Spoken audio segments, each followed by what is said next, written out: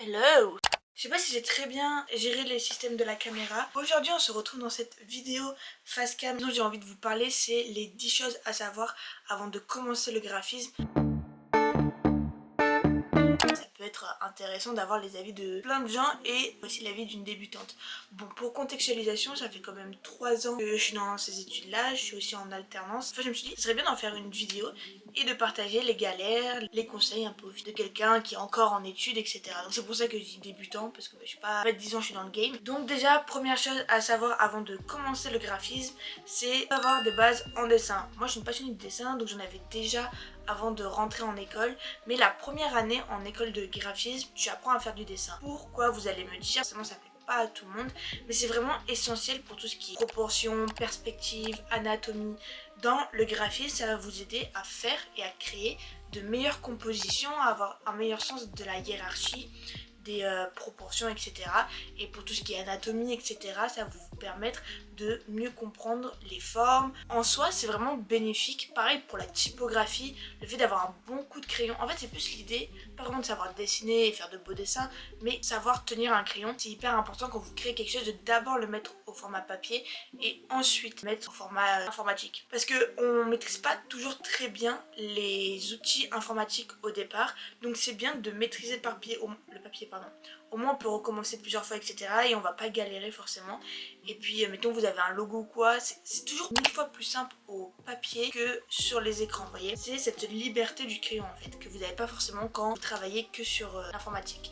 Donc très important, commencer le dessin, avoir des bases, vous pouvez apprendre les deux en même temps. Ensuite, se renseigner, s'inspirer. C'est très important d'aller chercher quelque chose qui vous plaît, un artiste, un designer, un mouvement, mais même un mouvement littéraire, hein, un mouvement de design, un d'art, quelque chose qui va vous ancrer dans le monde de la création, quelque chose qui va plaire et vous dire moi je veux atteindre ça. Ça me plaît, ça me pousse à créer.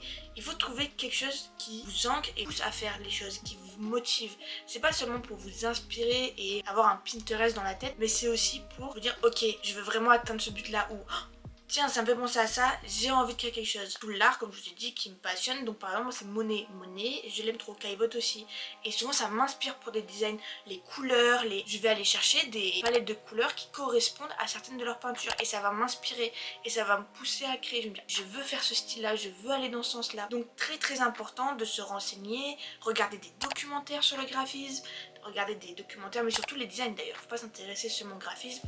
Alors comme je fais des études dans le graphisme et le motion design, là mes conseils s'apportent surtout au graphisme, mais il faut étaler ses connaissances, comprendre le design, mais même le design de produits, la mode, etc. Sérieusement, le design de mode peut vous aider à développer certaines qualités ou à développer des idées dans le domaine du graphisme. C'est hyper important d'être curieux, c'est le mot, il faut être curieux. Je vous conseille, si vous avez Netflix, la série Abstract sur Netflix, c'est une des meilleures séries pour s'inspirer, pour avoir cette motivation là. Et si vous trouvez un artiste de l'époque, suivre son quotidien et en apprendre davantage. Dans le même esprit, aller à des expositions. Là, c'est pas seulement pour apprendre, mais aussi à peut-être rencontrer des gens. Alors je sais, beaucoup d'introvertis dans le domaine du graphisme, on pense que c'est un métier pour les introvertis, et bien malheureusement non.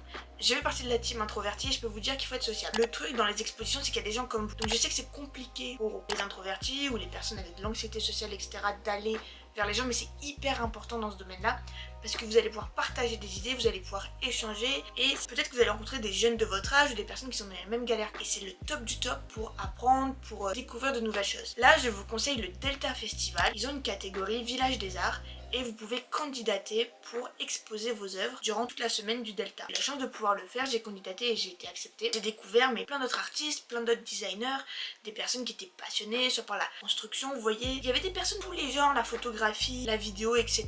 C'est hyper important d'échanger, des façons de voir, même si vous n'êtes pas forcément d'accord, mais s'ouvrir au débat, avoir un esprit ouvert et critique et partager. Peut-être même vous allez pouvoir faire des collaborations, peut-être même vous allez pouvoir rencontrer des gens qui vont pouvoir vous trouver des stages selon ce que vous cherchez, et des alternances, ce genre de choses, faire du copier-coller. Donc qu'est-ce que j'entends par là? Nous, nos profs, ils nous l'expliquent tout le temps. Comme je vous ai dit, si vous avez un design qui vous plaît, un designer, un artiste, etc., et vous voyez certains de ces travaux, vous êtes vraiment sensible par ces travaux-là, c'est de vous challenger et de faire exactement la même chose. C'est-à-dire vous allez essayer de trouver des photos similaires. Je sais pas, je donne un exemple. C'est quelqu'un a fait une pub pour un burger et il y a une affiche et vous êtes fan de l'affiche du designer. faites pareil, mais exactement pareil. Essayez de trouver des photos similaires, etc.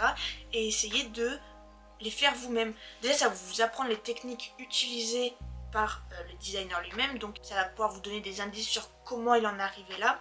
Vous allez comprendre un peu le processus, et puis au fur et à mesure de faire et de refaire et de refaire, vous pourrez faire vous-même.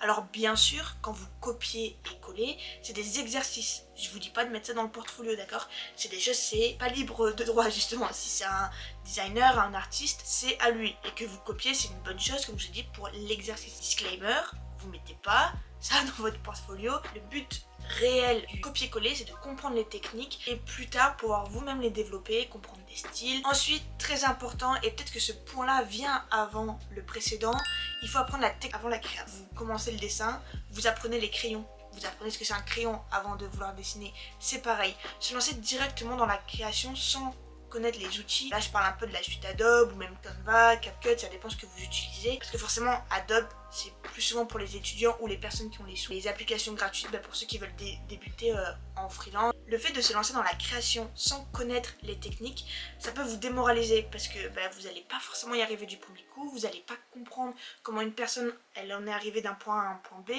C'est important de connaître les outils pour faciliter votre travail, être un peu plus rapide aussi. Et surtout ne pas vous décourager. Je vois souvent des personnes qui se sont lancées très vite dans la création, connaissent des outils et très souvent n'arrivent pas à des résultats hyper bien parce qu'ils vont certainement utiliser un outil plus simple alors qu'il y avait un outil qui permettait de faire le travail plus rapidement et qui était peut-être plus utile et donner un résultat beaucoup plus fini, beaucoup plus propre. Je sais que ça peut paraître bête comme ça et on a vraiment envie de créer, on a vraiment envie de se lancer direct. On a un peu cette passion au tout départ où on a envie, vous voyez. Sauf que malheureusement, c'est pas comme ça que ça marche. On n'envoie pas les chirurgiens directement en salle. Il faut qu'ils apprennent, vous voyez, le corps humain. C'est pareil. Il faut comprendre l'anatomie du logiciel avant de le pratiquer. Autre conseil, ne pas se comparer aux autres. On ne connaît pas les moyens des personnes, quel logiciel elles ont ou quoi, on connaît pas leur vie, on connaît pas leurs difficultés, on connaît pas leurs atouts, on connaît pas le temps qu'elles ont eu pour faire quelque chose, on sait pas si elles ont eu de l'aide, on ne sait rien des gens. Donc ne jamais se comparer. Quand je dis s'inspirer, quand je dis copier-coller, je ne dis pas comparer, je dis apprendre, trouver des couleurs qui vous plaisent, trouver des styles, des palettes. L'important c'est d'apprendre, pas se comparer. Prenez du recul. Il faut pas vouloir être rapide. C'est un domaine, il faut pas faire les choses rapidement, faire les choses dans un rush. Il faut apprécier ce qu'on fait. Il faut y mettre de la passion, de la sensibilité. Malgré tout, ça reste un métier artistique. Et ouais, il faut pas se comparer aux autres. Dans la vie, on sait pas, on sait rien des gens. Il faut faire énormément de tutos.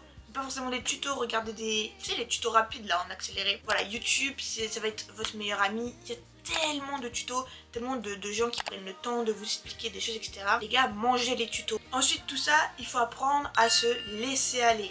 Donc une fois que vous connaissez les techniques, une fois que vous vous êtes inspiré, une fois que vous avez rencontré des gens, une fois que vous avez pris confiance en vous, ne pas se comparer, il faut maintenant se laisser aller. Par exemple, j'ai un ami, il se démarque vraiment par son travail parce qu'il aime vraiment les côtés un peu sales, vous voyez, un peu imprimés. Par exemple, dans ses créations, il y a très souvent du noir et du blanc, très souvent ce côté un peu saturé, ce côté un peu sale, ce grain là, vous voyez, des taches d'encre, ce genre de choses, et il se démarque de fou. J'ai un autre ami, il aime énormément le monde du jeu vidéo, et ça se voit dans ses travaux. Au début, c'est vrai que c'était un peu hyper expérimental, je sais pas si ça se dit, de cas de figure, mais au fur et à mesure, ils ont trouvé leur style, ils ont trouvé leur patte, et ils ont fait et refait, et maintenant il y en a un qui a un style à lui, et l'autre il a vraiment son style jeu vidéo, pixelisé, etc.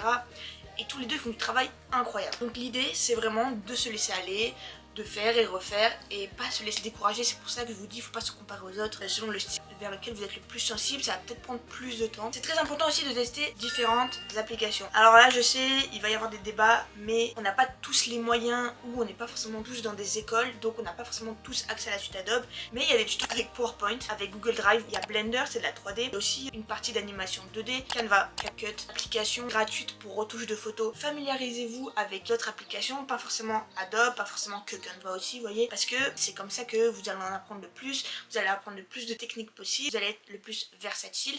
Et si vous avez vraiment envie de travailler dans ce domaine-là, vous savez pas dans quelle boîte vous allez vraiment finir, étant la boîte dans laquelle vous allez finir, donc je parle d'entreprise, va vous demander d'utiliser pas seulement Adobe, mais aussi DaVinci, qui est gratuit, c'est une application de montage, qui est une application peut-être payante, mais que vous ne connaissez pas. Et au final, le fait d'avoir travaillé sur différents logiciels selon votre apprentissage, ça vous permet de vous adapter facilement effectivement.